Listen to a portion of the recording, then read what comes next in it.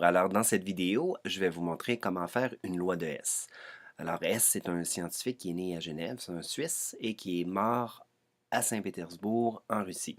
Alors, cette loi-là nous dit que lorsqu'une réaction chimique est la somme de plusieurs réactions partielles, alors la chaleur de cette réaction est la somme des chaleurs des réactions partielles. Ce qui nous dit pas grand-chose quand on voit ça comme ça. Ce que ça veut dire qu'ici, on a plusieurs équations qu'on va devoir manipuler pour obtenir une autre équation finale. Le but de la loi de Hess, souvent, c'est de trouver une chaleur molaire, un delta H, d'une réaction qui serait difficile à faire en laboratoire. Par exemple, si on doit calculer la chaleur molaire de formation du CO2 à partir de ces éléments avec les équations suivantes, voilà comment on va procéder pour le faire. Donc, vous allez à la page suivante dans vos notes de cours, un procédurier qui va vous aider à faire les lois de Hess. La première étape, c'est j'ai vérifié que l'équation finale est écrite et balancée. Alors, puisque notre question, c'est de calculer la chaleur molaire de formation du CO2 à partir de ces éléments, on doit savoir que la chaleur molaire de formation implique que cette substance se retrouve du côté des produits et avec le coefficient stoichiométrique 1. Donc, dans mon équation, j'ai mis CO2 du côté des produits avec le coefficient stoichiométrique 1. Maintenant, on doit écrire l'équation à partir de ces éléments. Alors, les éléments qui forment le CO2, c'est du C et du O2. Une façon de savoir, c'est d'aller voir dans nos équations et de retrouver justement ces éléments-là. Alors, ici, j'ai du C solide, j'ai mis du C solide. Ici, j'ai du O2 gazeux, j'ai mis du O2. Et ensuite, je m'assure que l'équation est balancée. Un C, 2 oxygènes, 2 oxygènes. Voilà, j'ai mon équation finale. Deuxième étape, j'ai vérifié que les équations sont écrites en formule. Les équations écrites en texte sont retranscrites en formule. Dans ce cas-ci, ça ne s'applique pas, mais ça pourrait être le cas lorsqu'on va faire, exemple, l'évaporation de l'eau. Alors, il faut écrire H2O liquide, flèche H2O gazeux, par exemple. Étape 3. J'ai vérifié que les équations sont toutes balancées. Ce qui est le cas ici, on pourrait les regarder une par une, mais elles sont toutes balancées. Étape 4, très importante, j'ai vérifié que les équations sont toutes avec un delta H. Alors, exemple, équation 1 ici, j'ai des kilojoules, mais pas sous forme de delta H. Puisque 131,3 kJ est du côté des réactifs, ça veut dire que c'est une réaction endothermique. Je vais donc écrire un delta H à la fin, ici, positif. Pour ma deuxième équation, H2O, le 241,8 kJ était du côté des produits, donc je suis exothermique. J'ai ici mis mon delta H avec moins 241,8 kJ. L'étape 5. L'étape 5 est très efficace, surtout si vous utilisez des crayons de couleur, ça va être très visuel. J'ai commencé avec l'équation finale et je m'occupe strictement des substances qui se retrouvent dans une seule équation. Alors là, j'ai mis en couleur les équations de mon équation finale dans mes équations partielles, ceux-là ici. Alors, ce que veut dire ma phrase en réalité, c'est qu'ici, le C solide, je l'ai dans une seule des trois équations.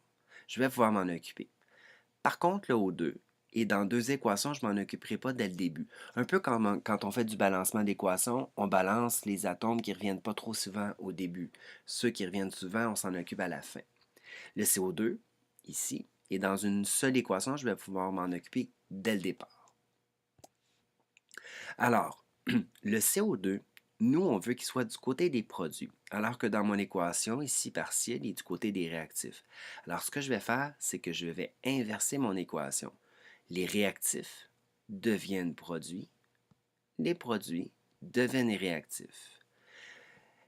Une des implications importantes, c'est que si j'inverse une équation qui est endo devient exo, et une équation qui est exo devient endo, ce qui implique que le delta H va changer de signe ici. Ma deuxième équation, ici le C solide, j'en ai deux. Il est du côté des réactifs, sauf que j'en ai besoin de juste un. Alors, je vais diviser mon équation ici par 2 pour avoir la même quantité que dans mon équation finale. Donc, H2O plus C va produire CO plus H2. Même chose, mon delta H va être affecté puisque j'ai affecté mon équation d'une opération. Puisque je l'ai divisé par 2, mon delta H a été divisé par 2. La sixième, c'est un rappel, en fait, de vous assurer que vous avez bien affecté vos delta H, soit changer de signe. Par exemple, ici, mon 285 est moins parce que j'ai changé mon équation de barre, je l'ai inversée, ou de multiplier. Multiplier implique aussi que ça pourrait être divisé. Mon 131.3 qui a été divisé par 2, c'est l'équivalent de multiplier par une demi en réalité. Finalement, ce qu'on peut commencer à faire, c'est qu'on va être capable de simplifier des substances. Exemple, le CO ici, c'est un réactif.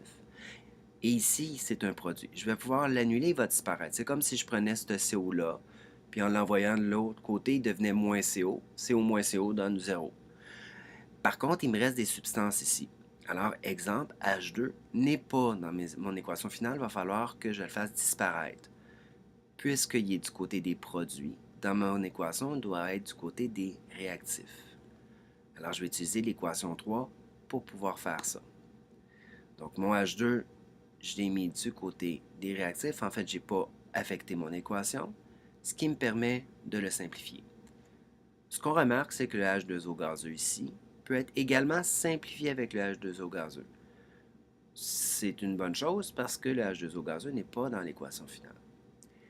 Finalement, vous avez le 1,5O2. Le 1,5O2, je l'ai deux fois, mais il est du même côté.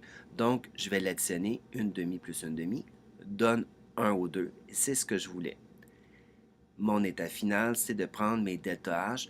Et comme la loi de Hess, je vous disais dès le départ, elle dit qu'on peut additionner les chaleurs de chacune des réactions partielles. Donc, si je les additionne toutes, j'arrive à moins 461,15 kilojoules. Regardez bien ici, on a un moins et ici on a une combustion, donc en plus, ça nous permet des fois de vérifier si on ne s'est pas trompé. Alors voilà pour la loi de Hess.